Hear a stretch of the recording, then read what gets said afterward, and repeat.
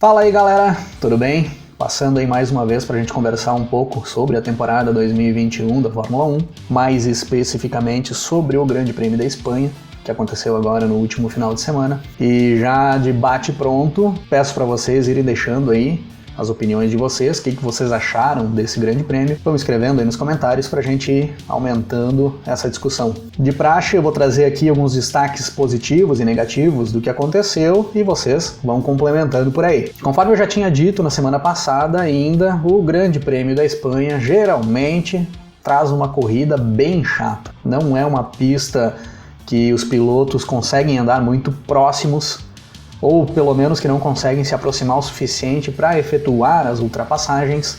O piloto que anda atrás não consegue andar muito próximo do piloto da frente, o traçado do circuito não facilita muito esse tipo de ação, e aí as ultrapassagens ficam comprometidas. Vocês podem ver que foi um grande prêmio com muito poucas ultrapassagens, comparado com os primeiros, claro. Mas, sinceramente, eu até achava que teria sido um pouco pior. Eu acho que, principalmente, a estratégia que a Mercedes acabou utilizando para conseguir vencer a corrida deu um pouco mais de emoção do que geralmente tem o Grande Prêmio da Espanha. Geralmente é mais monótono do que foi esse aí. E dentro de um Grande Prêmio que já é mais ou menos padrão, que a gente mais ou menos espera do que vai acontecer, tiveram poucas surpresas, né? Começando pelo qualifying, foi praticamente dentro do padrão, não teve muita surpresa, não teve muitas decepções. O que dá para citar aqui é que nós tivemos fora do Q3 as duas AlphaTauri e as duas Aston Martin. A Aston Martin, claro, já vem com dificuldades desde o início, mas sempre vinha conseguindo colocar pelo menos um carro ali no Q3. Dessa vez ficaram fora os dois carros. E a AlphaTauri, que vinha no início de temporada muito bom, ainda lá nos testes com bons resultados, parece ter entrado num declínio. Eles não estão conseguindo se achar, pelo menos nas últimas duas provas, eles vêm com bastante dificuldade. Tanto o Pierre Gasly quanto o japonês, o Yuki Tsunoda, reclamando bastante do desempenho do carro. Diz que o carro está muito imprevisível, diz que não se sabe o que vai acontecer. Cada pista ele tem um comportamento diferente e geralmente de um dia para o outro, dentro da mesma pista, o carro muda muito. Então está gerando uma preocupação sim para a AlphaTauri por essa perda de desempenho que o carro vem tendo. O Tsunoda, que vinha sendo muito elogiado lá no início da temporada, está apanhando bastante do carro, já se perdeu um pouco aquele alvoroço que se tinha sobre ele, e o Gasly ainda consegue tirar um pouco de leite de pedra. O Gasly vem se mostrando um piloto muito bom desde a temporada passada, vem sendo consistente dentro daquilo que ele pode apresentar, mas o carro está devendo para ele. Ele pode conseguir mais. Se o carro conseguir seguir aquele desempenho que teve lá no início, o Gasly pode entregar mais. E o que dá para citar do qualifying, além da AlphaTauri e da Aston Martin, é o Pérez classificando em oitavo, que é muito abaixo daquilo que a Red Bull pode entregar para ele e muito abaixo daquilo que a Red Bull precisa do Pérez. O Pérez não pode classificar em oitavo, ele tem que classificar pelo menos entre os 5 primeiros. Se ele classificar fora disso, é problema para ele e para a Red Bull. E no mais, na classificação, é basicamente isso, sem demais surpresas. E na corrida, pessoal, alguns destaques que dá pra gente citar, por mais que seja uma corrida em Barcelona, que é mais ou menos previsível, como eu já disse. Tivemos uma boa largada, principalmente com o embate ali entre o Verstappen e o Hamilton. O Verstappen larga melhor do que o Hamilton, faz uma boa manobra de ultrapassagem. O Verstappen é bom nisso, ele sempre se mostrou bem ousado e sabe ocupar bem o espaço da pista para tomar as posições. Não é fácil ir para cima do Hamilton e passar ele, assim como o Verstappen já vem fazendo em algumas provas nas largadas, e ele vem fazendo isso com êxito, sem se enroscar, sem errar. Então isso mostra que o Verstappen, que já é um piloto experiente, por mais que seja bem novo ainda, ele já consegue ter uma boa noção do que precisa ser feito para que ele não cometa erros e acabe tendo prejuízos dentro da corrida, e ele vem conseguindo efetuar bem isso. E o Verstappen ter pulado para primeiro ali foi extremamente importante para o restante da corrida, porque se o Hamilton salta na frente ali na largada, esquece, nós não íamos ver corrida em Barcelona. O Hamilton tinha um rendimento melhor do que o Verstappen, tinha um carro mais veloz, com mais aderência na pista, e se o Hamilton tivesse em primeiro, ele ia disparar na frente. O Verstappen, então, que acabou segurando o Hamilton, e deu a possibilidade de a gente ver pelo menos uma briga de estratégia ali entre as equipes para dar um pouquinho mais de emoção para a corrida. Teve gente me perguntando pelas redes sociais se o Hamilton não errou em ter deixado o Verstappen tomar posição tão fácil ali na largada, em ter sido pouco agressivo para defender a posição. E na minha opinião, não. Na minha opinião, o Hamilton fez exatamente o que ele devia ter feito. Para um piloto que pensa numa corrida como um todo e não só para aquele momento, ele não pode correr o risco de acabar se enroscando com o Verstappen, que vinha bem agressivo para cima dele, e até mesmo daqui a pouco de correr o risco de perder a posição para o Bottas, que vinha pela linha limpa da pista, pegando o vácuo do Hamilton e chegava na freada mais rápido do que o Hamilton. Então naquele momento ali, ele sabia que tinha largado pior do que o Verstappen vinha mais veloz do que ele, deixa o Verstappen passar, vai embora e depois tu pensa na tua estratégia de como é que tu vai tomar a ponta de novo. Com calma, com o teu carro inteiro, sem cometer erros. Na minha opinião, fez o certo, sim. E o Valtteri Bottas, como eu já disse na semana passada, é uma passividade sem tamanho esse cara. Ele chega na freada logo após a largada muito mais rápido do que o Hamilton, ele fica encaixotado atrás do Hamilton ali, né? E aí na posição dele, que é um cara que não tem muito a perder se ele for mais agressivo, e se daqui a pouco até cometer um erro, até se enroscar, que deveria ir mais pra cima, se atirar um pouco mais, ele aceita passivamente o que acontece. Ele recolhe o carro, fica atrás do Hamilton bem quietinho, a ponto de perder a posição para o Leclerc. Acaba caindo para quarto e quase que ameaçando as estratégias da Mercedes para o decorrer da corrida. Sorte que ele tem um carro que é muito bom na mão e que superaria o Leclerc com facilidade para retornar para os 3 primeiros. Mas o Bottas está numa passividade muito grande. Ah, mas o Bottas dificultou a passagem do Hamilton quando o Hamilton fez a parada e retornou atrás dele. Tá, fala sério.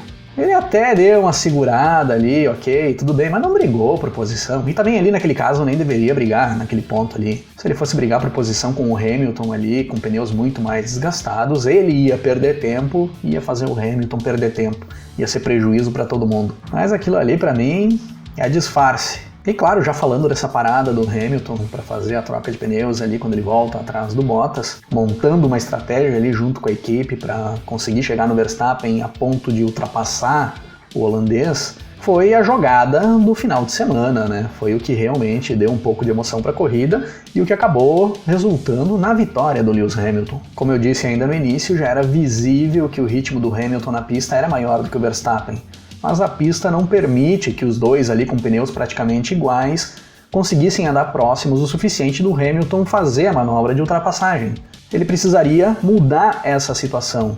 Ele precisaria chegar atrás do Verstappen com pneus um pouco melhores do que o Verstappen para daí sim ter uma condição de chegar próximo dele o suficiente para fazer a manobra de ultrapassagem. Estratégia essa que não é novidade nenhuma, ele já fez isso outras vezes, acho que foi na Hungria em 2019 que ele fez uma manobra muito parecida com essa, de andar preso atrás do Verstappen boa parte da corrida, e a equipe entender de que se colocassem pneus novos para ele, ele conseguiria recuperar aquela diferença na pista e chegaria atrás do holandês com pneus em condições de fazer ultrapassagem, com pneus melhores do que o Verstappen. Refizeram a mesma estratégia que eles já conheciam, que eles sabem que funcionam quando eles têm um carro melhor na mão. E acho que já fica bem claro, né, aquilo que eu já tinha citado no vídeo falando sobre o Grande Prêmio de Portugal, que o carro da Mercedes já é melhor do que o carro da Red Bull. Inclusive em Portugal eu cito que pelo menos na questão de motor já era visível.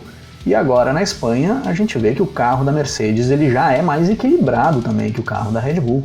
Ele é um carro que tem mais aderência na pista e o desempenho melhora bastante em relação ao Red Bull, principalmente quando eles andam com pneus mais duros. A Red Bull de pneu macio até parece emparelhar um pouco, mas quando parte para o pneu duro, não tem. A Mercedes tem um desempenho muito melhor. E eu já acredito que aquelas pessoas que colocavam a Red Bull como favorita no início do campeonato já começam a mudar de ideia. E eu falei lá no início do campeonato que eu via na Mercedes uma margem para evolução muito maior do que eu via na Red Bull. E a Mercedes está utilizando dessa margem e está evoluindo. Eles estão melhorando. e, na minha opinião, já passaram definitivamente a Red Bull. É lógico que vão ter pistas em que a Red Bull vai ter um carro mais apropriado, um carro mais rápido, mas no geral eu acredito que vai ser Mercedes. No ano passado nós também tivemos algumas corridas em que a Red Bull rendia mais. Vai ser mais ou menos parecido. Talvez com uma margem um pouco menor do que foi o ano passado, com o Verstappen brigando um pouco mais próximo do Hamilton. Mas o que eu disse lá no início da temporada para mim continua valendo. Lewis Hamilton é o favorito a levar o campeonato mundial, tornar-se o octacampeão, e Mercedes, título de construtores, com certeza. Até porque, mais uma vez, nós tivemos as duas Mercedes brigando com uma Red Bull na frente da corrida. Era mais uma briga de estratégia de 2 contra 1. O segundo carro da Red Bull continua não conseguindo andar onde ele deveria estar andando. Como eu citei no início do vídeo, o Pérez já classificou mal, deveria ter classificado entre os 4, 5 primeiros, classificou em 8º. Por ele ter um bom carro, ele consegue escalar as posições. É difícil que ele vá terminar mais para trás ainda do que ele largou, quando ele larga mal, mas ainda é muito pouco para as pretensões da Red Bull dentro do campeonato. Eu me comprometi aqui junto com vocês em não criticar o Pérez e esse pessoal que trocou de equipe até a 5ª prova da temporada. A próxima prova é a 5ª prova, o Grande Prêmio de Mônaco. Após a 5ª prova, a gente vai fazer uma avaliação mais aprofundada sobre essas questões desses pilotos aí que trocaram de equipes. Mas já dá para dizer que em termos de estratégia dentro da pista, a Red Bull está perdendo e muito por não conseguir colocar 2 carros andando na frente, como deveria, como a Mercedes faz. Se mantiver desse jeito, vai comprometer várias corridas no decorrer da temporada, e por consequência o Campeonato Mundial de Construtores, que a Red Bull fez troca de piloto para tentar buscar mais pontos para os construtores. Então, considerando as primeiras 4 provas, isso não está funcionando. Mas vamos esperar mais um pouco. Mais 2 destaques positivos nessa corrida, além, claro, do pessoal lá da frente, foi o Leclerc chegando na 4ª posição, as Ferraris, no geral, tendo um desempenho melhor do que a McLaren no decorrer do final de semana. Isso é interessante porque mostra que a Ferrari, pelo visto, já está pronta para brigar ali logo atrás da Red Bull e da Mercedes, né, para brigar ali pela 3ª força do campeonato, que eu acreditava que seria difícil, que seria muito mais fácil para a McLaren ficar com essa posição. Parece que a Ferrari já está pronta para andar ali, então isso é muito bom para o campeonato. E o Daniel Ricciardo conseguiu fazer uma boa prova com a McLaren.